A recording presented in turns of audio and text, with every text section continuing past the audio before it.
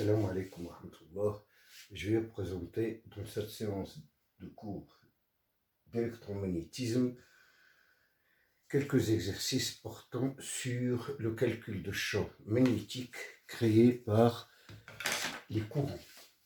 Alors, calcul du champ magnétique.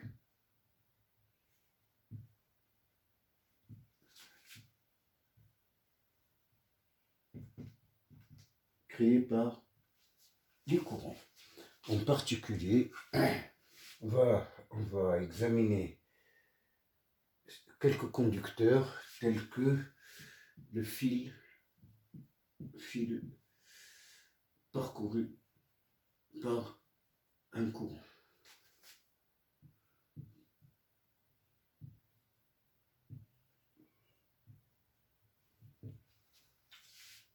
Alors, on va prendre un segment MM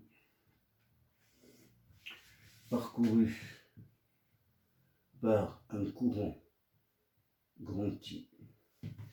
Mon problème, c'est de savoir quel est le champ qui est créé par ce segment parcouru par I en un point P se trouvant à une distance A ici de ce segment.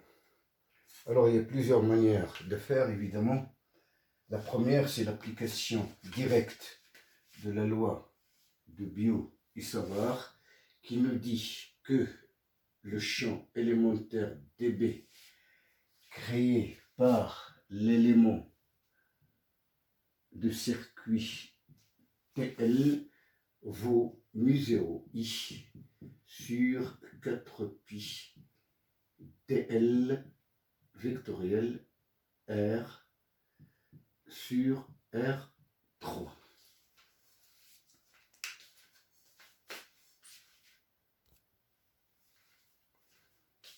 Alors évidemment, cette expression indique que ce vecteur dB est perpendiculaire au plan formé par DL et R. Alors R, c'est le vecteur allant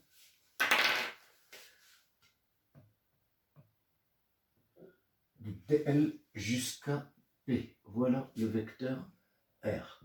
Alors si on appelle alpha l'angle sous lequel, l'angle que fait DL avec R, on sait très bien que le module de dB dans ce cas-là s'écrira μ0i sur 4pi dL sur R2 sinus alpha. Cet angle alpha, on peut le retrouver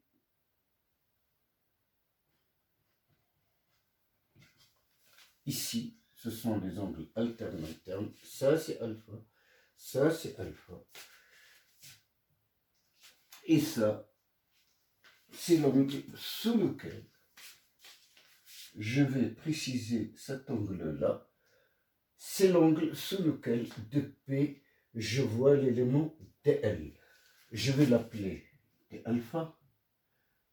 C'est un D-alpha parce que c'est un infiniment petit, du premier ordre. Pourquoi? Parce que c'est un angle sous lequel on voit un infiniment petit DL. Et je peux considérer que ce D-alpha n'est rien d'autre que la variation de l'angle alpha. Autrement dit, je vais utiliser la formule qui me dit que le module du champ créé par DL n'est rien d'autre que μ0i sur 4pi sur R fois D-alpha. D-alpha étant bien sûr, comme je viens de le dire, l'angle sous lequel de P je vois l'élément DL. Alors, si j'appelle alpha 1 l'angle qui me permet de repérer P à partir de M, et alpha 2 l'angle qui me permet de repérer P à partir de l'autre extrémité du segment, l'extrémité N, le champ total créé par ce segment Mn ne sera ici que l'intégrale. Alors B au module, c'est l'intégrale de alpha 1 jusqu'à alpha 2 de cette expression qui est très simple, 4 pi r d alpha, d alpha, d alpha. Oui, mais on a bien ici le sinus. Or, sinus alpha, c'est égal à A sur R. Ça me permet donc de remplacer ici 1 sur R par sinus alpha sur A, c'est-à-dire tout simplement que je vais obtenir P égale, je vais sortir les constantes mu0 I sur 4 pi. Alors, c'est l'intégrale de alpha 1 à alpha 2 de sinus alpha sur A, d'accord, fois d alpha.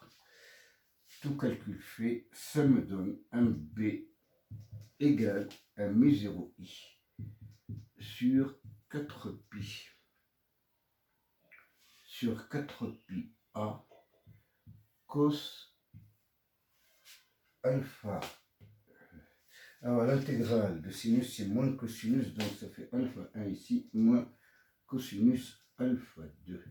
Voilà pour l'expression du module du champ magnétique créé par le segment Mn. Le segment Mn.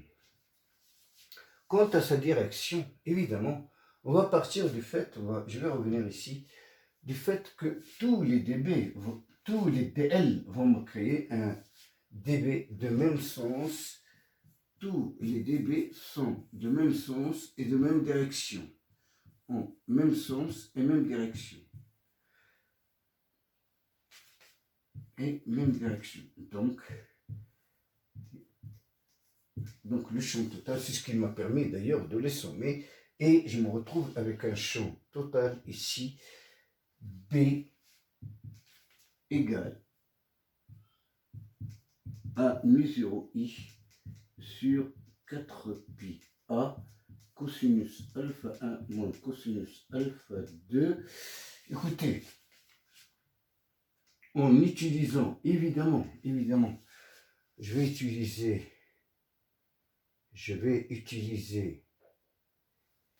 les règles de calcul vectoriel pour obtenir le sens et la direction de dB à partir de dL et de R. Mais il faut préciser aussi que je travaille ici avec les coordonnées cylindriques, c'est-à-dire ER, Eθ, EZ. EZ, bien sûr, c'est l'axe du segment Mn. Dans ce cas-là, vous voyez bien que dL est porté par EZ, dL est porté par EZ, R est porté par ER, EZ, ER, ça nous donne Eθ. B est bien orthoradial. Voilà pour un segment Mn repéré à partir, c'est le champ créé en un point P. À partir de P, je repère le segment qui crée ce champ-là par les angles alpha 1 et alpha 2.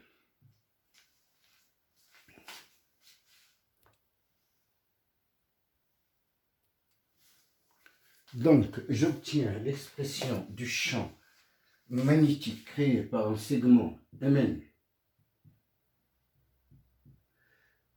en un point situé à une distance A. Le champ créé par ce segment-là au point P, il est orthoradial, on le sait, à partir de l'équation de Biot et son expression est donnée par la différence de cosinus ci-dessus.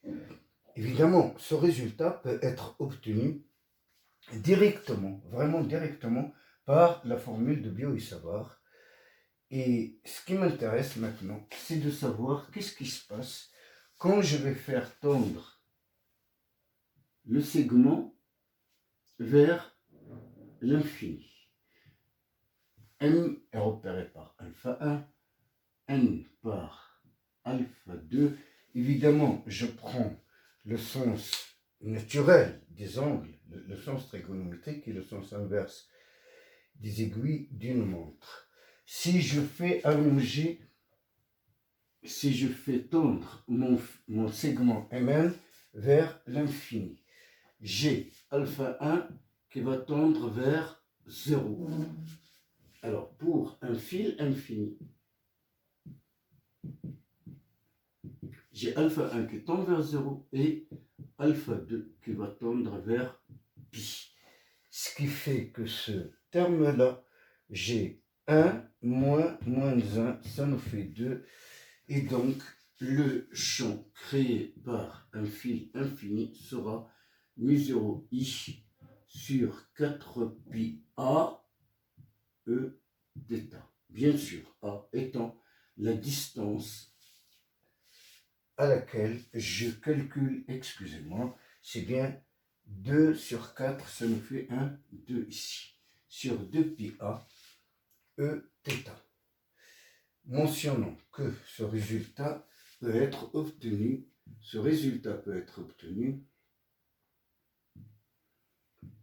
par, évidemment, peut être obtenu par le théorème d'Ampère. Je parle ici du fil infini. Le théorème d'Ampère, grâce au théorème d'Ampère, on peut très rapidement arriver à cette expression pour un fil infini.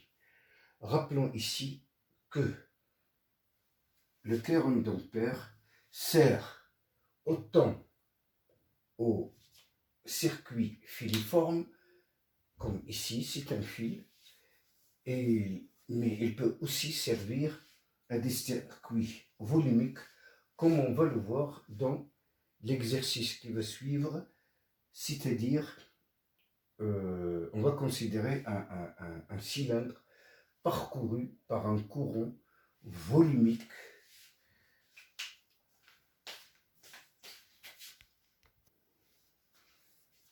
Alors, on va s'occuper dans cet exercice d'un cylindre, donc c'est le numéro 2, cylindre infini, parcouru par des courants volumiques de densité uniforme, J, que je vais indiquer ici. Alors, le système, un cylindre infini possède ce qu'on appelle une symétrie de révolution. Alors, qui dit symétrie de révolution,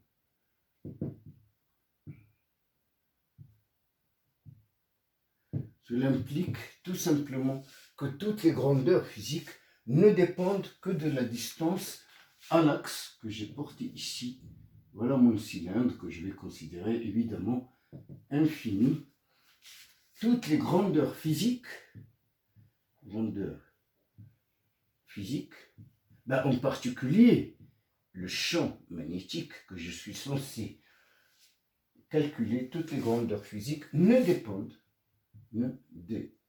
que de la distance à l'axe, que de R, on va mettre, hein, que de R, c'est la distance à l'axe.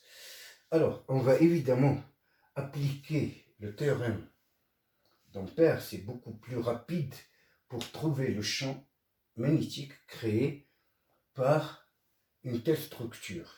Mais on va le faire pour R. Alors, je vais appeler grand R le rayon de ce cylindre. Et ce qui m'intéresse, c'est de savoir quel est le champ créé autant à l'intérieur qu'à l'extérieur de ce cylindre. Alors, je vais commencer par l'extérieur, évidemment. Cela suppose que je vais choisir un contour fermé en laissant le cylindre, d'accord, avec une certaine orientation qui va me donner l'orientation de la normale à la surface limitée par ce contour. Donc je vais prendre le premier cas, petit a, R entre R est inférieur à grand R. Plutôt R plus grand à grand R. Je vais faire une coupe ici que je reproduis. Voilà mon cylindre parcouru par la densité volumique de courant J. Elle est là. Mon contour d'ampère, elle est de rayon petit r. Et ce qui m'intéresse, évidemment, c'est de calculer la circulation de B le long de ce contour fermé que je vais appeler C. Voilà. Sachant que le résultat va me donner, évidemment, mu0 fois la somme algébrique des courants traversant ce contour, c'est le courant volumique traversant tout le cylindre. Alors, pour faire ce calcul, on sait que B, ici, il ne dépend que de R. On vient de le dire, c'est à cause, grâce à la symétrie de révolution de ce système. Par ailleurs, on sait qu'il est orthoradial, puisqu'on a bien vu dans le cours, et on peut toujours le revérifier grâce à la relation de Biot et Savart. Je travaille avec mes coordonnées cylindriques ER, Eθ, EZ. Je sais que le dB créé est proportionnel d'après Biot et Savart. Sa direction et son sens sont donnés par dl vectoriel R. R est emporté par ER, dl par EZ, j'ai EZ, ER, ça me donne Eθ. Je sais donc que le champ magnétique créé par à la distance R ici, il est tout simplement orthoradial. Voilà pour le B. Ben, écoutez, un élément, un déplacement infinitésimal pris sur ce contour, on sait que ces déplacements sont représentés par des vecteurs qui sont tangents, c'est-à-dire que mon d lambda, il est bien parallèle à B et de même sens, ce qui nous donne ici l'intégrale de B d lambda. L'intégrale se faisant sur un contour de rayon petit r et B ne dépendant que de ce petit r, il a une valeur constante sur C. C'est-à-dire ici, je peux très bien dire que c'est B de R fois l'intégrale sur C de D lambda. Ben, D lambda, c'est le contour, ou plutôt le périmètre de ce contour. Ça nous donne 2πr. D'où B de R égale fois 2πr fois 2πr égale mu0i. Ou encore B de R égale mu0i sur 2πr. Quant à sa direction, on est bien d'accord. À partir de la loi de Biot et Savart, je peux dire que le vecteur B de R égale à mu0 sur 2πr, Eθ, c'est un champ orthoradial. Et on peut remarquer, au passage, que c'est exactement la même expression qu'on a obtenue pour un fil infini. Reste maintenant d'examiner le cas où je suis à l'intérieur du cylindre. J'aimerais savoir quel est le champ créé quand R est plus petit que grand R.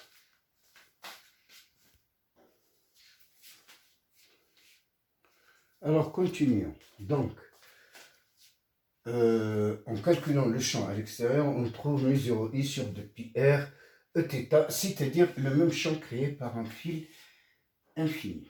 Maintenant, regardons ce qui se passe à l'intérieur du cylindre. C'est le cas petit r inférieur à grand R.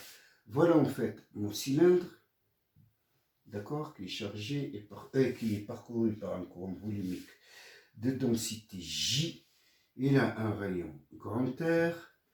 Et moi, ce qui m'intéresse, c'est de calculer la circulation de P le long d'un contour. Mon Dieu, c'est pas ça. D'un contour à l'intérieur de ce cylindre, c'est-à-dire, au risque de charger un peu la figure, voilà mon contour à l'intérieur du cylindre. Alors évidemment, en réécrivant ici le théorème d'Ampère, j'ai toujours l'intégrale sur C de B scalaire d lambda égale à mu 0 I. Mais attention, quel I ici? C'est le I traversant non pas la totalité de la section droite du cylindre, mais uniquement une partie. On n'a qu'à l'appeler I'. J'appelle I' le courant volumique traversant la section droite de rayon petit r. Alors que grand I, le courant donné dans cet exercice, il concerne évidemment le cylindre entièrement. Le calcul de cette intégrale est exactement le même que tout à l'heure, puisqu'il ne dépend que de petit r, donc je vais réécrire ici, c'est égal à B de R fois 2 pi petit r, qui est le périmètre de ce cercle noir qui représente ici le contour d'Ampère. Mon problème, c'est de calculer ce I'. Alors, je vais revenir sur la définition des courants volumiques. Grand I, un courant volumique, c'est tout simplement le flux à travers une section droite de la densité volumique de courant scalaire la normale fois ts. Écoutez, Chabab, ici, j'ai un cylindre, donc, voilà sa section droite. Elle est traversée par un courant I. Voilà. Ce courant, il est dû à une densité de courant J. Voilà. Eh ben, je vais prendre tout simplement la normale à la section droite du conducteur. Je vais la prendre puisque j'ai le choix étant arbitraire dans ce cas de figure, parallèle et de mon même sens que J, ce qui me donne ici I égale J fois double intégrale de J ds. Et comme J est uniforme, ça me donne tout simplement JS. Autrement dit, pour le cylindre entier, c'est J pi grand R2. Ben, de la même manière que vaut le courant petit I', grand I' traversant la section droite de rayon petit r. Ah ben, ça ne peut être que grand I', c'est tout simplement J pi R au carré. R étant le rayon, évidemment, de cette section droite. Je reviens à mon calcul, ce qui nous donne donc B de R fois 2 pi R égale mu 0 fois I'. Alors, écoutez, I', je peux très bien le dire ici, puisque J, c'est I sur pi r carré. Je reviens ici, j'ai I' égale I sur pi grand R carré fois pi petit r carré, qui n'est rien d'autre que grand I R sur grand R, le tout au carré. Ça semble très logique, puisque quand petit r vaut grand R, I' vaut I. Quand petit r vaut grand R, I' vaut I. Et donc ici, je reporte la valeur de I' qui est I R au carré sur grand R au carré. En fait, je vais arriver au résultat que B de R égale à mu0 I R sur 2pi grand R carré. C'est une fonction linéaire de R, alors qu'à l'extérieur, elle a été une fonction hyperbolique de R. Il suffit que je rajoute ici l'indice intérieur et je sais qu'elle est portée de la même manière par Eθ. Voilà le champ magnétique créé par un courant volumique représenté par un cylindre parcouru par des courants volumiques de densité J uniforme, J étant uniforme. Je peux, avant de terminer cet exercice, vérifier tout simplement. Donc je peux ici écrire maintenant que le B intérieur égale mu0 I sur 2pi grand R fois R E θ. Et c'est un R au carré. Voilà. Voilà les champs, l'expression du champ créé à l'intérieur d'un cylindre parcouru par des courants volumiques. On peut tout simplement vérifier que pour R égale grand R, ces deux expressions se confondent puisque B extérieur sera égal à B intérieur sur la surface de cylindre. On peut parler de continuité du champ à la traversée de la surface du cylindre.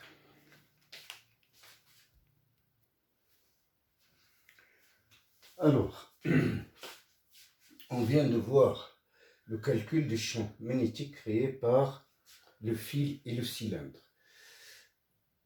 Pour les deux conducteurs, on a bien trouvé un champ magnétique orthoradial. Et la cause, on a bien montré, c'est que des courants étant axiaux, le courant étant axial, il nous donne un champ magnétique orthoradial, et ce, grâce à la relation de Biot-Savart.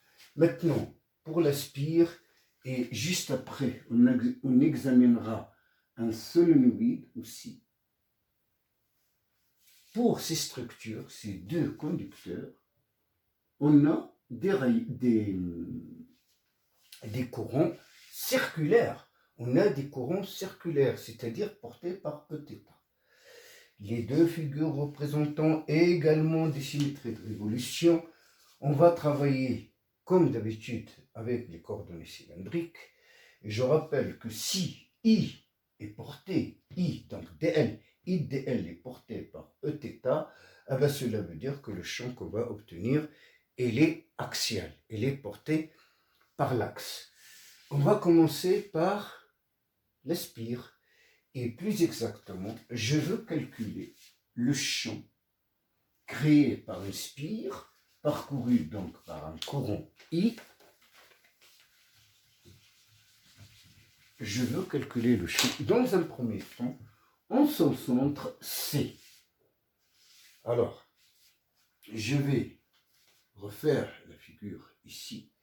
Voilà ma spire, elle est parcourue par un courant grand I et je veux savoir quel est le champ créé par